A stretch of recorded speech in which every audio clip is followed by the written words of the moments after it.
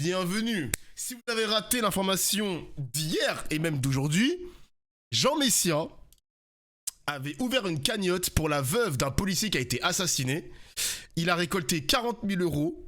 Et bizarrement, la cagnotte n'est jamais tombée dans les mains de la veuve. La veuve et l'orphelin. Donc je suppose que monsieur Jean Messia a gardé la somme sur son compte bancaire, cette grosse salope, évidemment, le chat. Bizarre. Bizarre. On va écouter ses excuses parce qu'il s'est beaucoup plaint sur Twitter, etc. Eh, c'est faux, c'est la faute du site, nanani, nanana.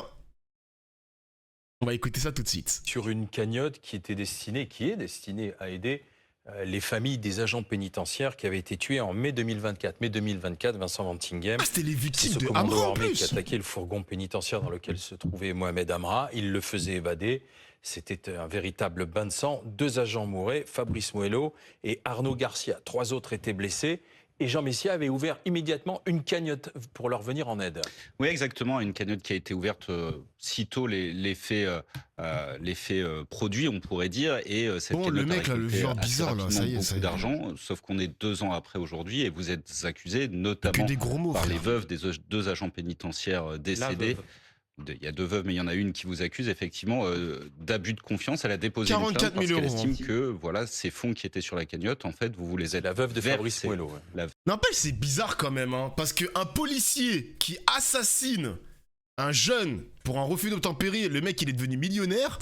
Un policier qui se fait, enfin un policier de l'agent pénitentiaire qui n'a pas utilisé son arme et qui se fait assassiner sur un comment, un braquage, je sais pas comment on appelle ça exactement. Il récolte que 44 000 euros. Je trouve ça bizarre. Mais c'est pas le débat, c'est pas le sujet. Tranquille. Sandrine Moello, tout à fait, la veuve de Fabrice Moello, vous êtes versé sur votre compte. Ils n'ont donc pas été versés sur le compte de ces 2 veuves comme c'était prévu au départ. Elle a déposé une plainte pour abus de confiance il y a quelques jours devant le parquet de Paris. Une enquête sera peut-être ouverte sur ces faits. La première question à vous poser, c'est est-ce que oui ou non ces fonds, on parle de 42 000 euros, un peu plus de 40 000 euros, ont bien atterri sur votre compte bancaire plutôt que sur celui de cette veuve, de ces 2 veuves qui devaient se partager. Il va se faire cook. Alors, pour répondre à votre question, il faut savoir que la cagnotte pour les familles de ces 2 agents de la pénitentiaire était ma 3e cagnotte. Il a tellement pas de buzz que maintenant il y a marqué membre de Reconquête. Il n'y a pas marqué cadre, porte-parole ou je sais pas moi, un métier dans Reconquête. Non, il y a juste marqué membre de Reconquête. C'est devenu un nobody. C'est devenu un no-name carrément, no métier. Puisque j'avais ouvert une cagnotte pour la famille du policier Florian impliqué dans la mort du jeune Naël à Nanterre. Ensuite, suite à la décision de l'Arcom de me censurer des plateaux de télévision et face à toutes les procédures judiciaires, puisque vous savez qu'à mon encontre, il y a un véritable djihad judiciaire, j'avais ouvert une cagnotte pour m'aider à financer mes frais de justice. Cette cagnotte, la dernière, donc ma cagnotte personnelle, a été ouverte en décembre 2023, soit quelques mois avant l'ouverture de la cagnotte pour les familles des victimes du pont d'Incarville. Tant et si bien que au mois de mai, au moment où j'ouvre la cagnotte pour les familles d'Incarville, eh bien, ma propre cagnotte génère des arrivées de fonds sur mon compte personnel, qui est un compte dédié à mes frais de justice. Il s'avère que GoFundMe, la plateforme sur laquelle j'ai ouvert cette cagnotte, disposait donc de mon relevé d'identité bancaire, puisque j'avais, au titre de ma cagnotte personnelle, donné mon relevé d'identité bancaire. GoFundMe considère que lorsqu'on donne son relevé d'identité bancaire, en tant qu'organisateur, on peut commencer à percevoir automatiquement les fonds en initiation. Mais GoFundMe considère que si la cagnotte va à un tiers bénéficiaire, c'est-à-dire aux familles, là en l'occurrence, cet automatisme doit être immédiatement stoppé, une question doit être adressée à l'organisateur et le RIB du bénéficiaire doit être entré afin que le bénéficiaire puisse toucher cette cagnotte. Ce qui s'est passé en réalité, c'est que ma cagnotte, je vois arriver en fait des fonds de GoFundMe, c'est les mêmes intitulés si vous voulez, dans un contexte où les fonds affichés par GoFundMe ne sont pas les fonds que vous recevez parce que GoFundMe prend une commission dessus, dans un contexte où je débourse des milliers, voire des dizaines de milliers d'euros dans des procédures judiciaires. Une procédure judiciaire face à l'Arcom au Conseil d'État m'a coûté par exemple 15 000 euros. Il y a des plaintes de la Ligue. Donc en fait, vous avez reçu des mélangé les fonds que vous avez perçus. Est-ce que je comprends aussi dire, attendez. Oui, mais Jean Messia, oui. Je comprends pas pourquoi vous n'avez pas adressé à la plateforme en question le RIB de la veuve de Fabrice Mouello. Mais parce que Monsieur Marchal, le problème, c'est que moi, c'est Monsieur Truchot. C'est comme les cagnottes, vous les confondez peut-être. Monsieur, il met des petites balles. Il a quand même dit un djihad judiciaire. Hein. Il peut pas s'empêcher. Hein. Monsieur Truchot, le problème, c'est que, si vous voulez, je reçois pas un montant de 42 000 euros en une fois. Vous ni même en recevez deux. quoi exactement? Je reçois des micro-paiements, d'accord? Vous pouvez nous donner des exemples? 200 euros, 500 euros, 1000 euros, 25 euros. C'est comme ça que ça se passe. C'est des flux qui... Alors, c'est pas exactement les informations dont on dispose sur cette affaire-là. En agrégé, finissent... Attends, il nous fait croire que les 44 000 euros ont été versés en petites coupures. Et le journaliste, il a dit non, c'est pas les mêmes informations qu'on a là, s'il vous plaît. C'est lui la victime dans l'histoire. C'est du troll, j'espère. Mais what? Mais qu'est-ce qu'il raconte, Jean Messia, là? C'est effectivement C'est-à-dire, Vincent, par faire... Il y a des micro-paiements. C'est-à-dire que peu après l'ouverture de la cagnotte, en fait, vous avez reçu très rapidement, dès le mois de mai 2024, des versements qui ne sont pas de quelques dizaines ou centaines d'euros. On parle par exemple d'un versement de 8 000 euros, un autre versement de 21 000 euros. Non, mais c'est pas des versements. Ce que je veux dire par là, c'est que c'est pas des versements de quelques centaines d'euros. Oui, il y a de ça, il y a de tout en fait. Mais le problème, c'est qu'encore une fois, l'intitulé des fonds que je reçois sur le compte, c'est GoFundMe. Et vous n'avez pas posé la question de savoir pourquoi, à un moment donné, 21 000 euros arrivent sur votre compte en vous disant « Ah bah c'est peut-être l'autre cagnotte ». Vous n'êtes pas dit, à un moment donné... Attendez, vous rigolez. Comment vous pouvez, à ce moment-là, imaginer qu'une cagnotte dont le... Ah, j'ai capté. Ah, mais j'ai capté son histoire. En gros... tous les flux là qu'il y a eu sur son compte bancaire, soit c'était sa cagnotte principale, parce que moi je me rappelle, on l'avait commenté il y a 2 ans, en gros Jean Messia avait ouvert une cagnotte pour ses frais de justice. On avait commenté ça, et rappelez-vous le chat, il y avait je crois plus de 50 000 euros, un truc comme ça, il y avait des mecs d'extrême droite qui ont donné beaucoup d'argent à Jean Messia. Donc ce qu'il essaie de nous dire, c'est que tous ces flux, les 500, les 50 000 euros, je ne sais pas quoi, c'est un mélange de la cagnotte de la fille, de la veuve, et un mélange de sa cagnotte personnelle aussi. D'accord, ok. Bon, c'est son axe de défense. Visiblement, il y a anguille sous roche, mais j'ai compris son axe de défense. Ok, j'ai capté. Il n'est pas renseigné. Pourquoi vous n'avez pas S'il n'est pas cancel par l'extrême droite après ça, c'est que ce pays est foutu. Mais justement, bim bam boum, sur Twitter, il y a plein de personnes de l'extrême droite, justement, qui ont attrapé sa veste. Parce que là, on parle quand même d'un policier qui a été assassiné, agent pénitentiaire, par des voyous, et il y a plein de mecs d'extrême droite qui étaient énervés, ils étaient pétés de colère et tout. Jean Messia, il a pris l'initiative d'ouvrir une cagnotte, il a surfé sur le même buzz que quand il avait ouvert la cagnotte sur Naël, enfin sur le policier qui avait tué Naël, et là, coup de théâtre, le mec il a volé la somme, et là ils se sont dit, les mecs d'extrême droite, eh poto, frérot, tu fais quoi? Tu veux qu'on t'encule ou quoi, mon gars? Tu veux baiser un policier? Tu veux qu'on te baise? Ah, sonne! Et pourquoi n'avez pas dit à la plateforme, attention, il y a une partie de cet argent que je dois percevoir qui doit aller directement à la veuve? Parce que personne, si vous voulez, n'est au courant qu'en l'absence de bénéficiaires renseignés... c'est à vous de le renseigner. Oui, mais c'est à moi de les renseigner avec les coordonnées des bénéficiaires. Ouais. Or, à ce moment-là, moi, les bénéficiaires, on a déployé avec mes équipes des efforts considérables pour les identifier. On a même contacté les syndicats de pénitentiaires. Nous n'avons pas réussi à les identifier. Donc vous lancez une cagnotte, mais vous ne savez pas précisément où l'argent doit être. C'est exactement ce qui s'est passé pour la cagnotte de Florian. J'avais lancé une cagnotte pour la famille de Florian sans connaître l'identité de Florian ni de sa famille. Et ensuite, la famille s'est rapidement manifestée. C'est le policier accusé d'avoir tué Naël. Et si vous voulez, je ne comprends pas comment, alors même que pour cette cagnotte pour la famille de Florian, j'avais été embêté, j'avais eu des saisines article 40 du Code de procédure pénale par tous mes adversaires politiques, au moins 3 ou 4. J'avais passé des heures à la brigade de répression du banditisme. Tout ça, ça a fait pchit et l'enquête a été classée sans suite. Je ne comprends pas comment la plateforme GoFundMe, qui connaît la sensibilité des cagnottes que j'ouvre, qui avait été elle-même interrogée, harcelée par les journalistes au moment de la cagnotte pour la famille de Florian. Je ne comprends pas cette erreur gigantesque, cette défaillance. Donc en fait, oui, ce que vous nous dites... Les 42 000 euros, je vais les rembourser du coup. Alors vous allez faire quoi des 42 000 euros? Là, ils sont remboursés là, d'ici la fin de la semaine, ils sont sur le compte des familles des victimes. Donc ils sont sur votre compte là. Oui. Mais vous avez récupéré donc les coordonnées bancaires de la veuve de Fabrice Moineau? La famille a fini par se manifester, d'accord?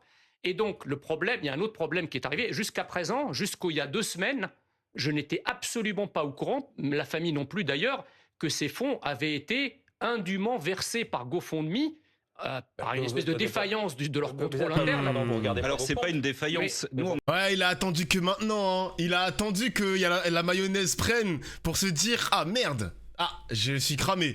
Parce que rappelez-vous le chat, il y avait d'autres articles de Mediapart et même de Libération qui disaient que les amis de Jean Messia, Jean Messia c'était un mauvais payeur. On lui prêtait de l'argent et il remboursait pas. Ou il remboursait peu. Ou il remboursait quand il le voulait. Il a des problèmes d'argent ce mec, hein. C'est bizarre, hein. Bizarre. On a interrogé aussi GoFundMe qui nous dit que vous disposiez déjà d'un compte bancaire vérifié, c'est ce que vous nous avez indiqué. Oui, mais j'étais pas le bénéficiaire de la cagnotte. À la suite de précédentes cagnottes, et il s'est lui-même désigné comme bénéficiaire des versements. C'est faux. Il mente. Et il mente pour une raison simple, c'est que envirant immédiatement la cagnotte, ils perçoivent leur commission. S'ils ne la virent pas, ils ne perçoivent pas de commission. Donc ce que vous nous dites, c'est que GoFundMe s'est trompé et que vous n'avez pas vu que les fonds versés sur votre compte correspondaient à cette cagnotte. Ce sont des menteurs puisque, attendez, monsieur Van Nigem, le problème c'est que la cagnotte a été ouverte avec des bénéficiaires publiquement connus. Oui, d'accord, mais c'était les 2 familles des victimes, c'était pas moi. Et donc le problème, si vous voulez, c'est que le cœur de métier d'une cagnotte, c'est quand même de vérifier que lorsque vous ouvrez une cagnotte, ce sont les destinataires officiellement désignés qui la reçoivent. Il y a eu des défaillances du côté de la plateforme. Exactement. D'ailleurs, une plainte va être déposée contre GoFundMe de ma part, parce que cette défaillance a des conséquences absolument désastreuses, à la fois sur ma probité, sur ma dignité et sur la manière dont les médias se sont emparés de cette affaire. Ta dignité, elle est vraiment radée pas crête. Wesh. Retrouver Donald Trump. Allez, bâtard. Ils ont fait une priorité au direct. Donald Trump est plus important que Jean Messia. Qui va s'exprimer sur la guerre. Non, fils. Attends, il revient ou pas? Ah ben non, il revient plus, hein. Ah ben il revient plus, les mecs. Ah ouais, il y a plus important, hein. Ah merde. Ah putain.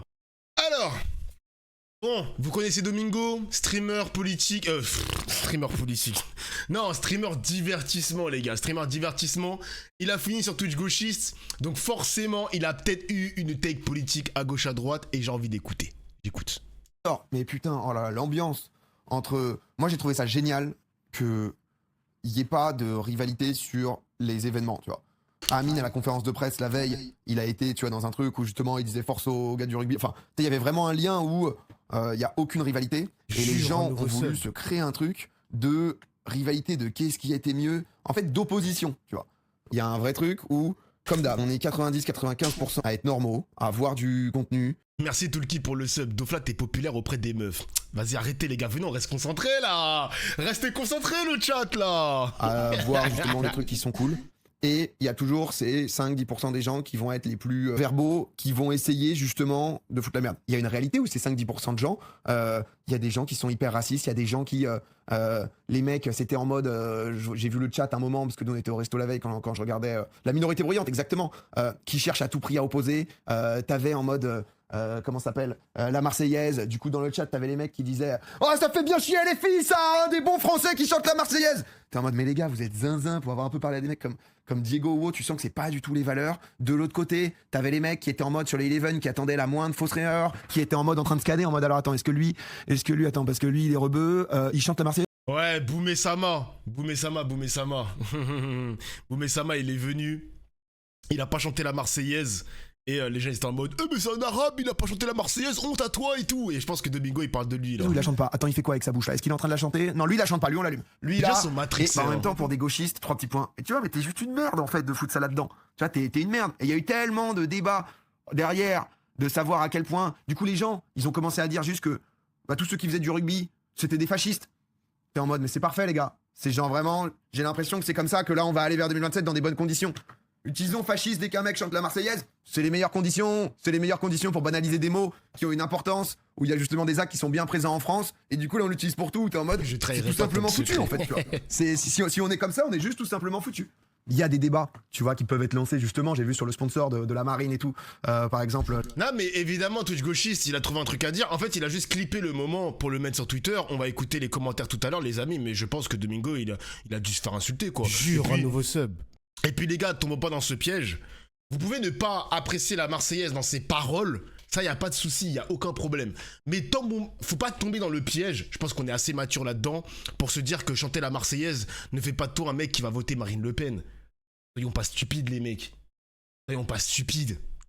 Merci Mara pour le sub. L'armée qui recrute, forcément le rugby et l'armée c'est très lié. C'est des questions où ensuite t'es en mode... En vrai ça c'est des vraies questions. C'est des questions liées à des sponsors où t'es en mode, bah en effet ça a choqué justement aussi beaucoup de gens. Moi ça me choque, encore une fois les gars, je répète, quand il y avait le Crunch Creator, là, donc là c'est l'événement de rugby où il y avait d'autres créateurs de contenu, c'était la veille de l'Eleven All Star, le sponsor avait marqué la marine recrute, excusez-moi, le sponsor il pue la merde. Il y a des personnes issues de TikTok, parce que c'est des créateurs de contenu de TikTok et même de YouTube, où la moyenne d'âge c'est entre 11 ans et 20 ans, ou peut-être même, vas-y, 25 ans. En général, c'est des jeunes. Fais pas du sponsoring de l'armée de France, pitié, genre. L'armée n'a rien à faire là-dedans. C'est quoi ce bordel? C'est quoi ce bordel? Et même si c'était un sponsor de paris sportifs, on aurait peut-être pu gueuler aussi là-dessus, mec. On aurait peut-être pu gueuler là-dessus. Mais un sponsor de l'armée, what the fuck, gros? Il y a des petits qui regardent ça, ils vont se dire, ah, peut-être que j'ai envie de faire partie de l'armée, je vais mettre mon corps comme un boulet, chair à canon, etc. pour me faire tuer. Ah, cousin, moi j'ai du respect pour l'armée, mais je pense que ça n'a rien à faire là-dedans. Du sponsor de l'armée de terre, la marine, armée de l'air, je sais pas quoi, ça n'a rien à faire là-dedans, mon gars. Ça n'a rien à faire là-dedans, genre, littéralement. Ridicule. Et pourquoi? Bah, mec, je viens de t'expliquer pourquoi, genre. C'est des sujets qui, ridicule. Tu vois, sont honnêtement hyper deep, ça pour le coup. Mais c'est aussi une réalité. Dans ce que tu vois, tu vois, c'est compliqué. On est en mode, bah en fait, on a une armée. Quand tu vois ce qui se passe dans le monde, bien sûr que t'as envie que justement ça parte pas en couille. Le monde idéal, c'est que pas qu'on soit en guerre. T'aimerais que le monde entier soit en paix. La réalité, c'est que je crois qu'on a 220 000, 225 000 personnes dans nos effectifs de l'armée française. Des gens qui nous défendent, qui nous protègent. Quand on voit ce qui s'est passé. Dans une moindre mesure, McDo enlève le sponsoring de la Ligue 1 du coup. Mais les gars, en fait, vous voulez faire un listing de tout ce qu'on doit pas sponsoriser ou pas dans un événement. Du coup, ça va être le serpent qui se mord la queue. Moi, je te donne mon avis personnel. Si toi, t'as envie de retirer McDo des maillots de Ligue 1, c'est ton choix. Moi, je m'en bats les couilles. Moi, je te dis simplement de mon avis personnel, un maillot sponsorisé par la marine n'a rien à faire là-dedans. C'est mon avis personnel. Voilà, c'est mon avis. Si vous n'êtes pas d'accord, c'est pas grave, on est là pour débattre, mais ça n'a rien à faire là-dedans, mon gars. Ça n'a rien à faire là-dedans. C'est récemment, et ce qui se passe récemment en géopolitique mondiale, c'est malheureusement une nécessité, justement. Mais du coup, t'es en mode, bon, ensuite, quel est le message? En effet, t'as pas envie juste de matrixer des jeunes pour leur dire, allez les gars, engagez-vous à l'armée, allez en première ligne et tout. C'est pas forcément ça. Mais du coup, c'est des discussions, sauf que là, c'est pas des discussions, c'est juste des reprises, c'est juste des trucs de... Ensuite, qui partent justement du côté camp politique où t'es en mode, t'as l'extrême droite qui a pas parlé du crunch mais qui va allumer le Eleven All Star, t'es en mode tiens, pourquoi? Il y a Zach Nani qui se retrouve à dire j'aimerais bien faire l'Even de rugby, honnêtement, c'est trop cool et tout. Tu vois les commentaires sur TikTok, tous les mecs sont en mode des gars full racistes décomplexés qui sont en mode non, pas de toi là-bas, on n'a pas besoin de toi, mon gars, t'inquiète et tout. T'es en mode bah bizarre, pourquoi? Parce que sans vouloir juger Zach, il pourrait avoir le profil un peu rugby ou quoi? Bah ouais, les gars, il a pas tort là-dessus. Zach Nani, il a envie de participer au Crunch Creator, il a envie de faire du rugby. T'as quand même plein de personnes qui vont te dire frérot, t'es pas le bienvenu, hein. Reste dans le foot, hein. Nous, les Arabes dans le rugby, on veut pas de toi, hein. Alors que moi, je pense sincèrement que les supporters du rugby, ils ont des valeurs de vivre ensemble. En mode, frérot, le rugby a des valeurs, viens là, ma gueule. Viens faire du sport, tu amènes du bonheur, tu es fort au rugby, viens, on va t'accueillir, y a pas de problème. Domingo, il a raison. Donc là, on va partir sur quel arc, les mecs? C'est quoi le nouvel arc de l'extrême droite? D'un côté, le rugby, ça appartient aux droitards, et de l'autre, le football, ça appartient aux gauchistes. C'est quoi ça? C'est quoi le nouvel arc de l'extrême droite, là? Genre, c'est quoi? Je comprends pas, en fait. Plus que le foot, en effet. J'ai pas compris. Qu'est-ce qu'il veut dire Skatzounets, là? J'ai pas compris sa phrase. Joël, Freeman, Zach, Kameto, au Crunch, ils ont large leur place. Moi, on m'a posé la question, on m'a dit, Dofla, t'aurais aimé le faire ou pas? Et les mecs, même s'il y a 12 blancs et que je suis le 13e noir, le rugby, mais moi j'ai fait du rugby quand j'étais jeune, avec l'école évidemment, le sport il est incroyable. Le sport il est incroyable, genre. J'aime trop le rugby, j'aurais accepté. Il y a des mecs comme le Bouzeux que je connais, il y a Rivenzi que je connais. Bon, les autres, je les connais pas, mais j'aurais aimé faire du rugby aussi. C'est trop bien le rugby. Les valeurs du rugby par rapport au foot. Non mais les mecs, c'est quoi du coup? Qu'est-ce qui te fait croire que les valeurs du rugby sont supérieures aux valeurs du foot? Je capte pas le délire là. Je sais pas, genre, on est là à faire du versus. Venez, on cohabite ensemble. Genre, c'est quoi ce délire de versus rugby? Ça nous appartient à nous les droitards. Et le foot, on laisse ça aux arabes et aux noirs. Mais qu'est-ce qui se passe? Qu'est-ce qui se passe, genre? Qu'est-ce qui se passe? On en est là? C'est du bullshit. Bah bien sûr c'est du bullshit. Déjà dire 12 blancs. Non mais quand je dis 12 blancs, les mecs, littéralement, il y avait vraiment 24 blancs. Il y avait un noir, c'était un rugbyman professionnel. Bon bah les couilles. Moi je suis pas là pour faire de la polémique en mode il y a pas de noir, c'est un problème. Je trouve ça dommage, mais c'est pas un problème en soi. Si les mecs m'avaient contacté, j'aurais sans doute accepté, mais j'ai pas le physique. J'ai pas le physique pour faire du rugby. J'aurais aimé faire du rugby, ma gueule. Y a pas de problème. Y a pas de problème. Il y a beaucoup de Renois ou mecs du Pacifique dans le rugby, no offense, tu connais pas le sport. Frérot, je connais peut-être pas le sport, mais toi tu connais pas le sujet en fait. Tu connais pas le sujet. Je n'ai jamais parlé de rugby en général. Je sais qu'il y a plein de Noirs et d'Arabes dans le rugby. Je te parle de l'événement. Parle pas si tu sais pas. Je te parle de l'événement là, l'événement Crunch Creator. Je sais qu'il y a des Noirs et des Arabes dans le rugby. Arrête d'être con, frère. Impossible. Je peux vous dire que les gens qui chient sur Zach, genre on veut pas de toi, n'ont jamais fait de rugby. Des petits à l'école de rugby, on t'apprend la tolérance et le respect pour tout le monde. Les racelars récupèrent tout, c'est insupportable. Mais bien sûr, mais peut-être que vous, les fans de rugby, ça vous fait chier de voir que l'extrême droite ont envie de vous voler ce sport. Ça se voit. C'est sûr, ma gueule. Mais c'est sûr, mon gars. Ah oui. Qui gêne du coup chez Zach? Qu'est-ce qui fait que Zach pourrait pas faire de rugby? Je comprends pas bien, tu vois. Qu'est-ce qui pourrait gêner là du coup? Enfin, moi, ce que je trouve beau dans le sport, c'est que c'est censé, et ça a pour but de rassembler, tu vois, notamment la Coupe du Monde. J'espère qu'on va aller loin en Coupe du Monde, parce que c'est le moment où on est tous unis, on est dans ce truc de justement nos valeurs à nous. C'est con, parce qu'après, il y a aussi des sujets autour de, ok, bon, c'est quoi la nation et tout. Moi, j'aime le drapeau de la France, c'est un truc, j'en suis fier. Je pense que c'est important de, en effet, se l'approprier et de pas le laisser juste à l'extrême droite. On est tombé dans un truc comme ça, qui était de, bah, en fait, tu vois les drapeaux de la France, tu dis c'est chelou, c'est pas censé être chelou, en fait. C'est pas censé être chelou, d'accord? On est français, on aime notre pays. Je pense que la gauche doit se le réapproprier aussi, le drapeau de la France, parce que sinon, c'est juste perdu, d'accord? Et ça fait que plein de gens qui sont paumés se retrouvent petit à petit amenés dans un truc de discours où ils comprennent pas, en fait, pourquoi, bah... Attends, du coup, juste si j'aime mon pays, du coup, je suis traité de raciste. Et du coup, c'est les gens-là, petit à petit, ça va les amener, on va dire, d'un mauvais côté. Et c'est des discours qui sont aussi un peu dangereux, quoi. Les gars, va falloir qu'on vive ensemble, en fait. Va falloir qu'on vive ensemble, va falloir justement que... on continue à intégrer l'immigration parce que c'est comme ça que c'est censé se passer. Quand tu vois en Italie quelqu'un qui est extrême droite, bah, au final, sa politique était anti-immigratoire, elle a réouvert à fond les valves parce que c'est nécessaire, parce que c'est ce qui fait notre force en Europe aussi. Il y a des questions de comment bien le faire, comment justement trouver des bons moyens et tout, mais bon. Il y a vraiment un truc moi qui me fait extrêmement peur, et c'est pas nouveau, mais de rejet de l'autre et de haine de l'autre qui s'est créé, basé juste sur, je te dis, des apparences, quoi, tu vois. C'est bien peu vrai, importe tes intentions et tout. C'est juste des randoms sur internet. Les mecs, encore une fois, les gars, je vous jure, hein, encore une fois, c'est peut-être des randoms sur internet, mais tant que ces gros bâtards ont le pouvoir de mettre un bulletin dans des urnes, dans une urne, pardon, eh ben les mecs, c'est pas que des randoms en fait. C'est des potentielles voix pour l'extrême droite. Donc arrêtez de dire des randoms ou je sais pas quoi. Ok, d'accord, c'est des randoms, c'est des abrutis qui n'ont rien à faire de leur putain d'existence, mais ces abrutis qui n'ont rien à faire de leur putain d'existence vont aller voter. Ils vont aller voter, les mecs. Elle est là la différence, ma gueule. Elle est là la différence. En plus, ils s'arrêtent sur des détails insignifiants. Vous vous rendez compte que l'extrême droite s'est accaparé un événement. En plus, je suis presque sûr, les amis, hein, je suis presque sûr que dans l'événement du rugby, toutes les personnes qui sont là-dedans, peut-être qu'ils s'identifient même pas à l'extrême droite.